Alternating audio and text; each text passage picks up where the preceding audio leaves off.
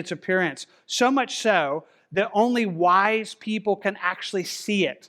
And foolish people can't even see it because it's that beautiful. And it would be not only just shining out, and they spin the tale, they tell their story, and the king buys in. He's like, oh yeah, that sounds great. He gives them a place in the castle to do this. He invests into it and gives their money, and he waits. It doesn't seem always that they're working as hard as he thought they would be working, sees them around, and eventually he just feels like it's taking a while, so he sends one of his top advisors in there. The advisor, makes an appointment, shows up, and he opens the door where they are, and there they all are. They got the spinning wheels, and they're spinning, but he can't see anything.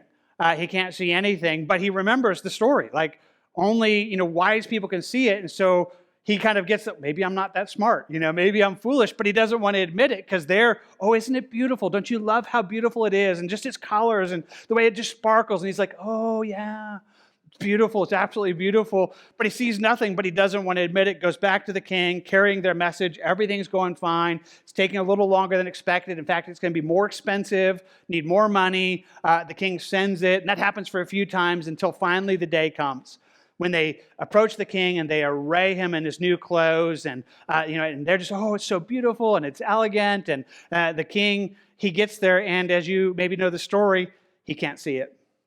He can't see the clothes, but he doesn't want to admit that he can't see it because that would admit that he's a fool. And he doesn't want to be foolish, so he's like, oh, it's so beautiful. He gives them more money, gives them awards. The guys, leave, and they hit the track really quickly to get out of town before anything happens. The king begins his procession through town, and nobody can see the clothes, but nobody wants to admit it, because to admit they can't see it would say their foolishness, until a child who's there just looks up and says, the king has no clothes. Like it is. And once he says it, somehow just the authenticity of it just shatters the lie, and they recognize, the king realizes he's been had.